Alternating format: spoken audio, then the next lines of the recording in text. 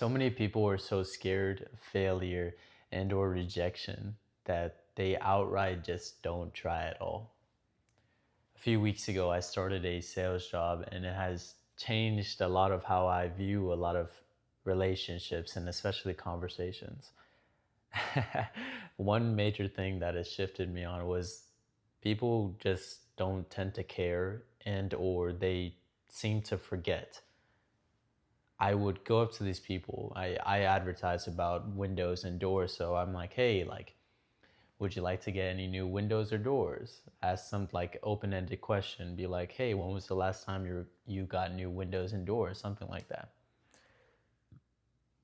A lot of my responses that I receive are, people waving me off or, maybe not responding to me, or maybe they'll be like, you know, or they'll be like, no, thank you. You see a whole plethora of how people think, how people function, and it's so interesting to me. But to bring it back to the point of rejection, I think more than that, I probably receive maybe 100, 200 rejections in a day. And it just makes me think and wonder and ponder upon the people that don't do the things that they want to do with their life because they are scared of said person saying something about them, or said person saying that, not saying anything at all. Like that, they need the validation in order to say, like, hey, like I should be doing this, you know? And it makes me sad because I also used to be like that. That was me. When I was little, I was so scared and so closed off from reality. I thought that any little thing that went against what my life was I was just terrified. If somebody told me no, if somebody told me, no, don't do that, I froze up and I was like, okay, well, okay, I won't ever do that again. I'm sorry. You know, um, over time, I've kind of learned to have a backbone, as people say. Um, but more so just be okay with just not appealing to everybody. I've learned in sales that not all the time, or more so like this. If I'm selling a product or a service, right? In this instance, it's windows or doors, right? The majority of people that want the actual product itself are people that have already thought about it. You know what I'm saying? So people that have already thought about renovating their house, me just reminding them of this fact of like being a solution to them. I'm helping them in a sense. I've realized that sales is less about, really selling, and it's maybe not manipulation, but it's persuading. I would say it's guiding. I don't think I should be forcing you to buy said product, but I should be reassuring you of maybe your own beliefs and your own problems and being like, hey, like I have this solution. Hey, I am able to solve this problem for you. That's really how I've learned sales really functions at a high level. You know, what's really crazy to me is, I mostly work by myself, but on the small instances where I encounter like my coworkers and stuff, it's just so interesting to see them, how they maneuver. Like, not to say that they don't, but they don't care. Like, if they gave just even 50 more percent of an effort, they would be so much more successful.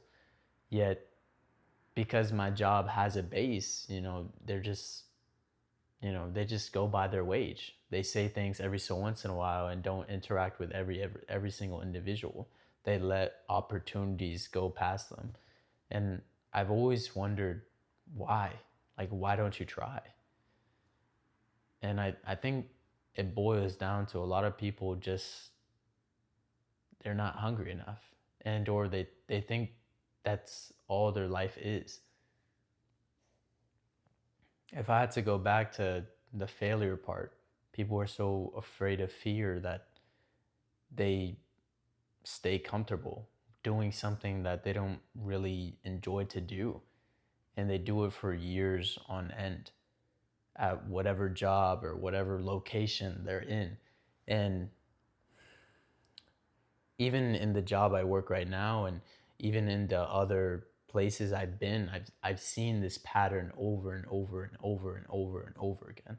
People are so scared of either what people are going to say to them, either what their future is going to look like. And I feel like these are valid reasons to not do said things, but at the same time, most of the time, as much as they are valid, they're also the constraint to why you can't succeed. If you always believe that you will never be able to do something, or that you can't do something, then you will never be able to do that thing. And I think that's where I'm trying to differ in comparison to these people's view on life. I really want to succeed. I really want to prosper. The more and more that I talk to people, even through YouTube or even in person now, it has all been stepping stones in order to be more of an active voice, be more of a doer instead of a thinker. You know what's really funny? That reminds me of a kind of a New Year's resolution I set for myself. And I've been able to prove this, or at least stay true to this. But it's exactly what I said. I really wanted to stop being a thinker and start being a doer. I realized that all through my life, I had so many big ambitions, so many big goals, so many things I just wanted to achieve, I wanted to be, but I was so scared. I was so scared that I just put all these thoughts, all these things into my brain. I crumpled it in like a piece of paper, crumpled it in, threw it into the trash, into the memory banks.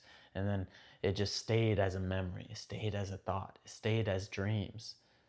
And at the start of 2026, I realized like the place that I want to be, the place, that person that I want to, that I see myself becoming, cannot be the type of person that throws more trash into the memory banks.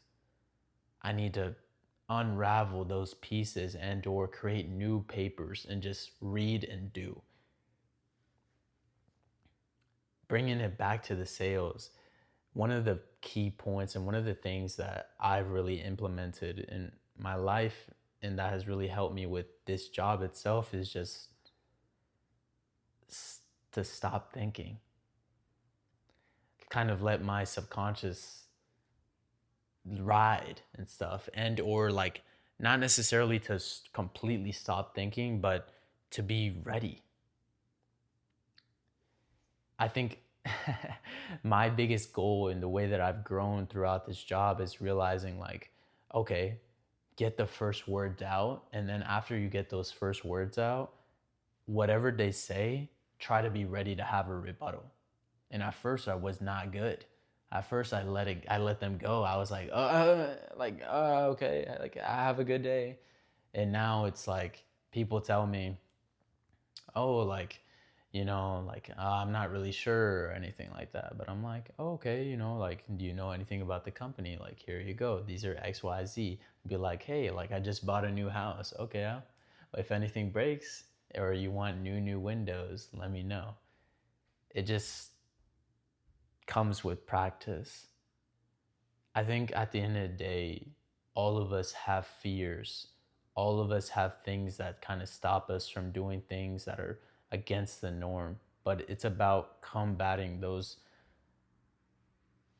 feelings, that mindset, and just doing it anyways. And through practice, through repeated experiences, your brain starts to realize, okay, like it's okay to fail. It's okay to see rejection.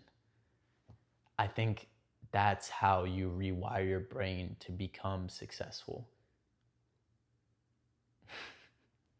Anyways, this might be a little bit of a rant, but I appreciate it nonetheless. Thank you.